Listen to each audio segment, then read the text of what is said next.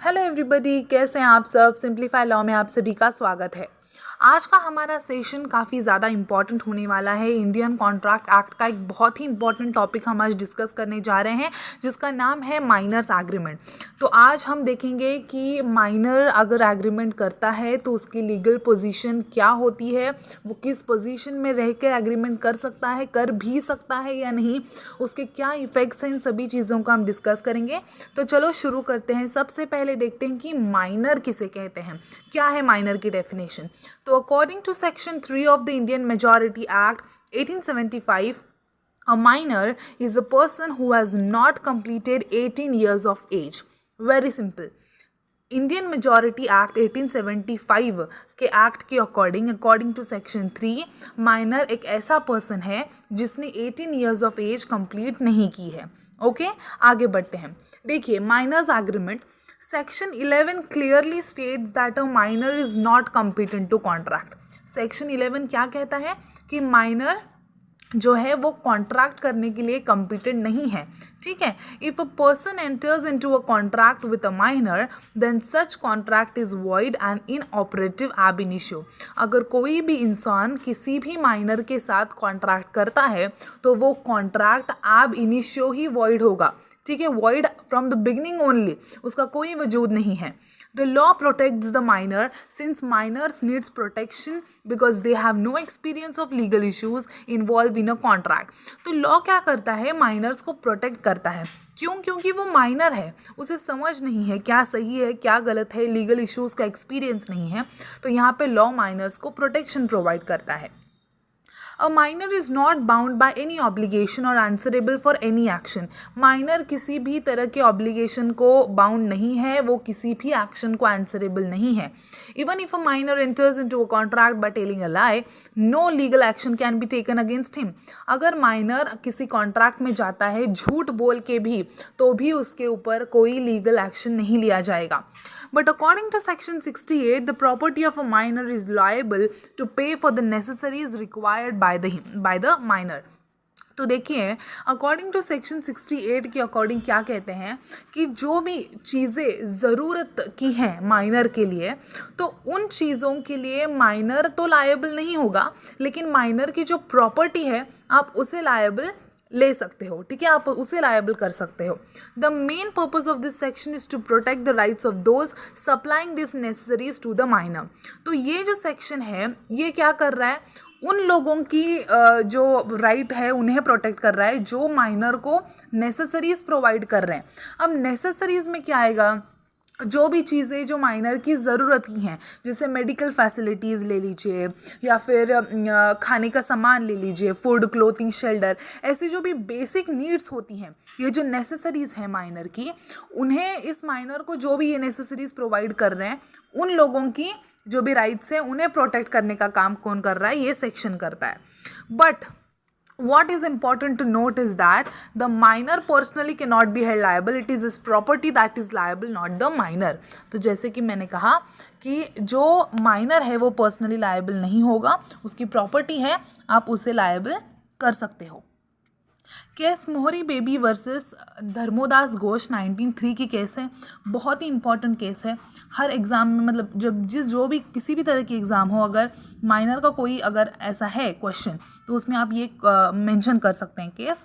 तो देखिए, a minor Dharmodas mortgaged some property in favor of Brahmadatta husband of Mohori for a loan of ₹20,000। देखिए, minor था जिसका नाम क्या था, धर्मोदास। उसने क्या की, अपनी कुछ प्रॉपर्टी मॉर्गेज की ब्रह्मदास के फेवर में, ब्रह्मदत्त के फेवर में, सॉरी, जो कि मोहरी का क्या था, हस्बैंड था, for a loan of ₹20,000, out of which Brahmadatt paid the minor a sum of ₹8,000। तो इसके बदले में ब्रह्मदत्त ने उसे कितने रुपए दे दिए, तो 8,000 रुपीज़ दे दिए।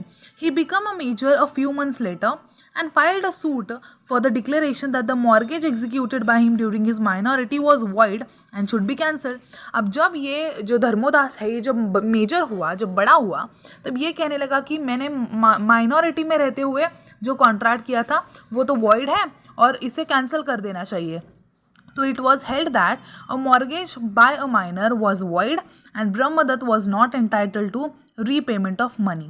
तो इसमें ये हेल्ड किया गया कोर्ट द्वारा कि जो मॉर्गेज माइनर ने किया है वो वॉइड है और Brahmadatt was not entitle to repayment of money over.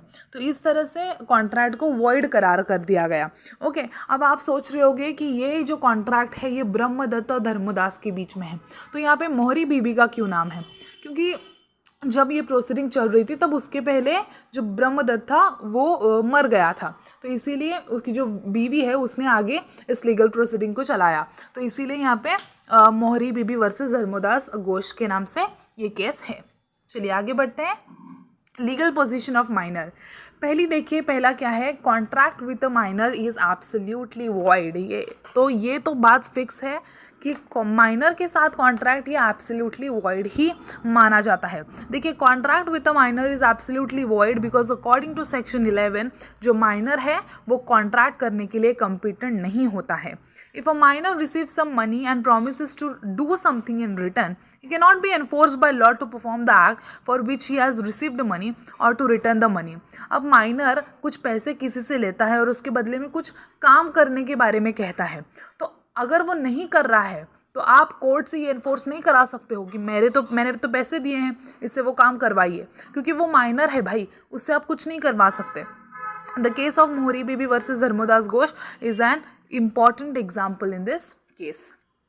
देखिए, श्यामलाल वर्सेस प्रियालाल, इस केस में देखिए क्या है, एक माइनर है, उसने क्या की, उसकी शॉप बेच दी। Minor sold his shop. The buyer made the payment but the sale deed could not be registered because the seller was the minor. तो बायर ने पेमेंट तो कर दी है लेकिन सेल डेट जो है वो रजिस्टर नहीं किया जा सकता क्योंकि सेलर जो है वो क्या है, माइनर है। When the buyer filed a suit, the court held that a contract with a minor is void and the money that has been paid cannot be reclaimed। तो जब बायर ने सूट फाइल किया तो court ने ये held किया कि जिससे आपने कॉन्ट्रैक्ट किया है वो तो माइनर है, तो कॉन्ट्रैक्ट वॉइड हुआ और आपने जो भी पैसे उसे पे किए हैं वो आप रिक्लेम नहीं कर सकते हो। तो इस तरह से ये रिजल्ट आया इसका। सेकेंड देखिए, contract for necessaries of life. Section 68 specifies that a contract made by a minor for the procurement of the necessaries of life is a valid contract। अगर आपने procurement of the necessaries of life के लिए अगर कोई contract किया है minor के साथ तो वो वैलिड है। द माइनर पर्सनली लायबल नहीं होगा, ठीक है, उसकी जो प्रॉपर्टी होगी वो लायबल होगी for the payment of his necessary. If the minor does not own any property then the provider or supplier of this necessity can not recover his price. Okay, अगर माइनर के पास कोई property नहीं है तो जो भी प्रोवाइड कर रहा है ये नेसेसरी, जो भी सप्लायर है वो रिक्लेम नहीं कर सकता है, वो अपनी प्राइस वापस नहीं ले पाएगा।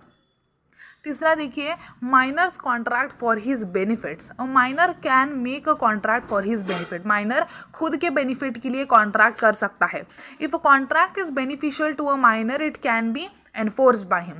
There is no restriction on a minor from being a beneficiary।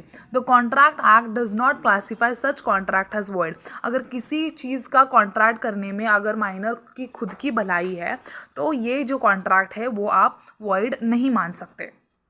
अब इस केस में देखिए क्या हुआ है, Roberts versus grey.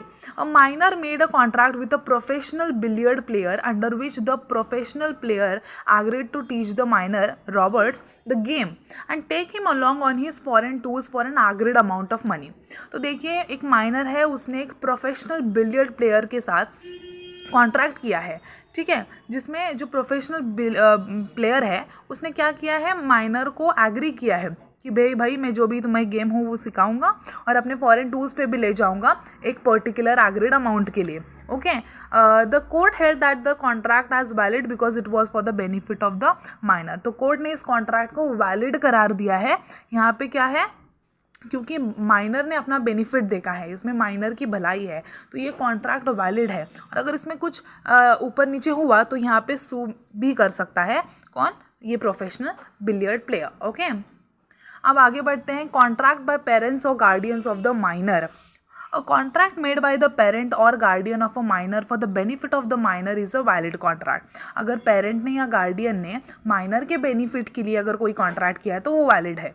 Such a contract can be enforced by the minor, but before enforcement the following two conditions need to be met. तो ये जो कॉन्ट्रैक्ट है ये लीगली इन्फोर्स किया जा सकता है, लेकिन उससे पहले ये दो कंडीशंस फुलफिल होनी ज़रूरी हैं. क्या? तो पहला एक ये है कि that the minors guardian has the right to make a contract on behalf of the minor.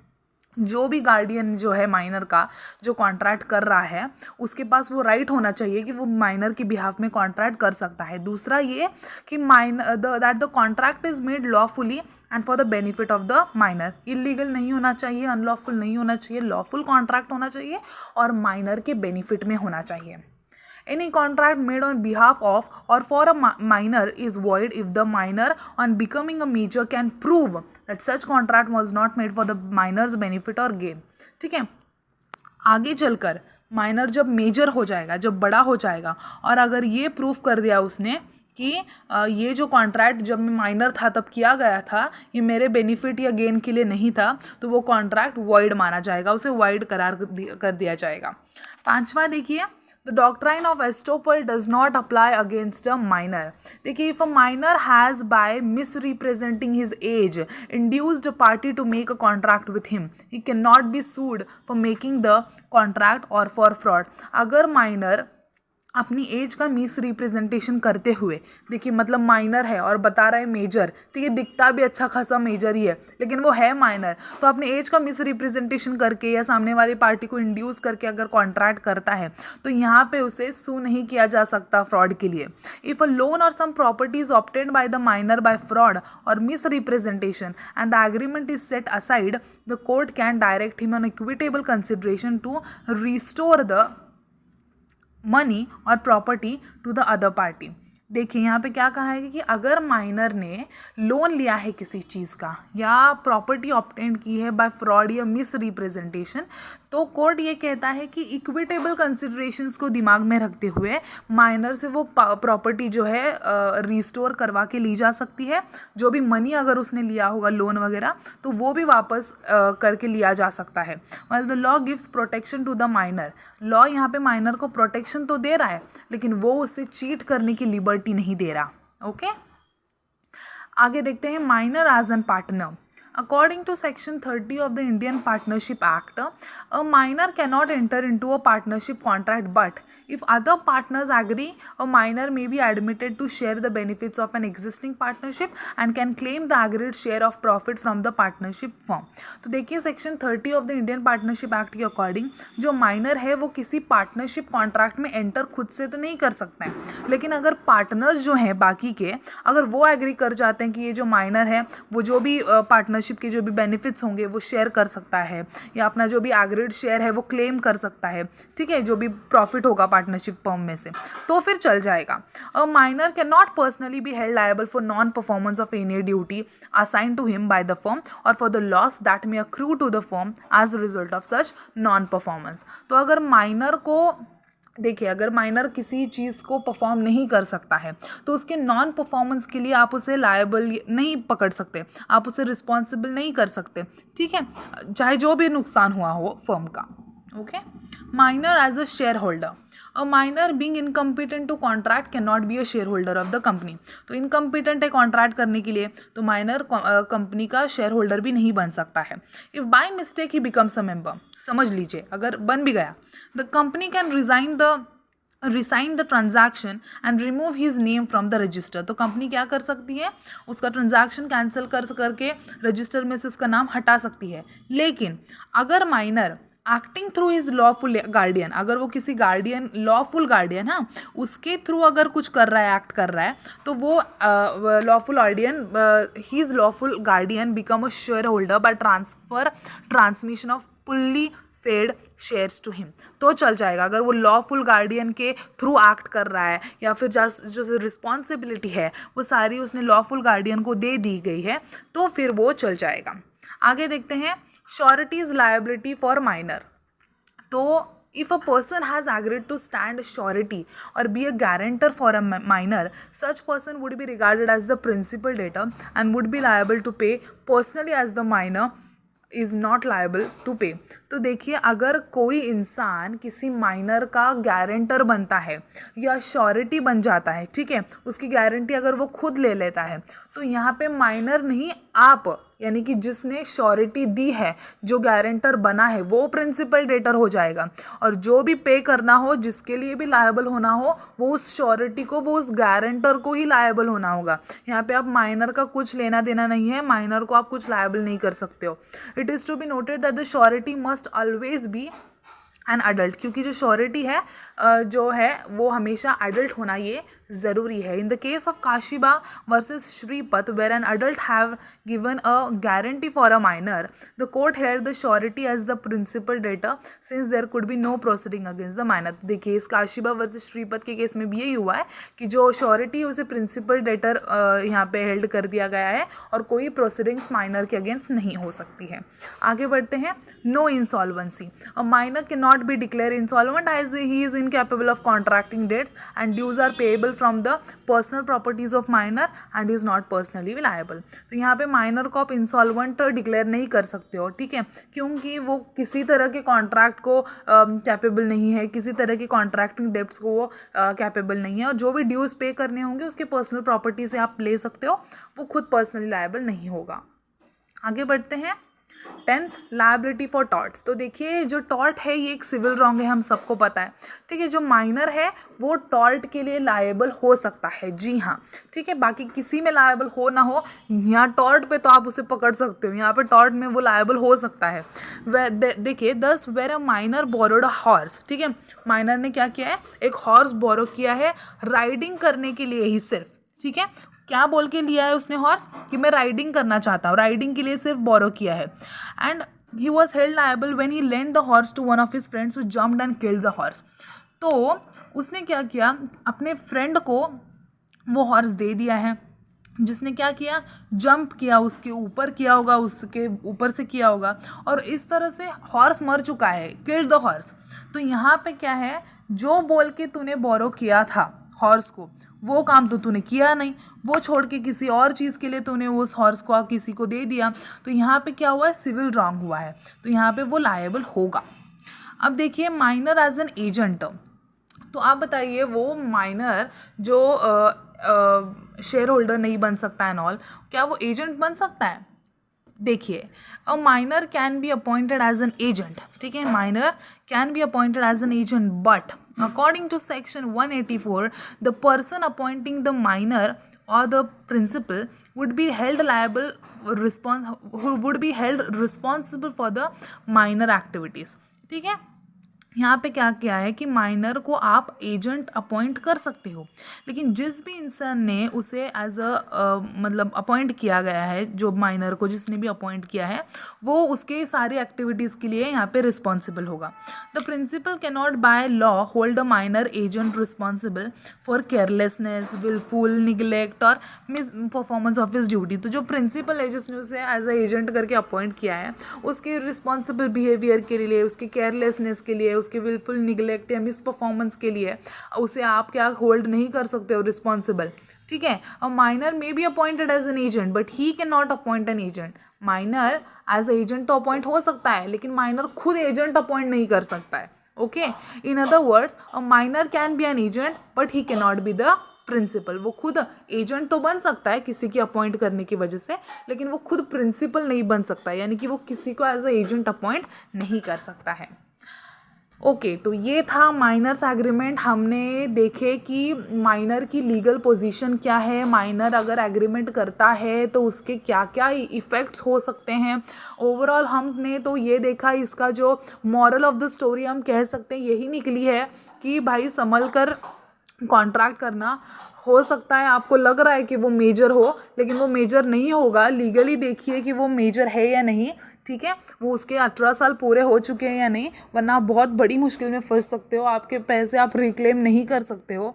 तो बहुत संभल कर रहना है। जागो ग्राहक जागो कहते हैं ना, तो वो वाली बात है यहाँ पे। हमें बिल्कुल फंसना नहीं है। माइनर के साथ कॉन्ट्रैक्ट करने से आपका ही नुकसान होने वाला है, माइनर का तो कुछ नहीं जाने वाला है, ठीक है। आपको समझ आया होगा ये सेशन, ये होप करती हूँ अगर आपको ये सेशन समझ आया हो तो प्लीज़ लाइक कर दीजिए, शेयर कीजिए, कमेंट कीजिए, बताइए कैसा लगा। क्या जो भी डाउट्स होंगे वो आप पूछ सकते हो, और चैनल को सब्सक्राइब कर दीजिए, बेल आइकन प्रेस कर दीजिएगा ताकि आने वाले मेरे वीडियोस के नोटिफिकेशंस आप तक पहुंच सके। Thank you so much.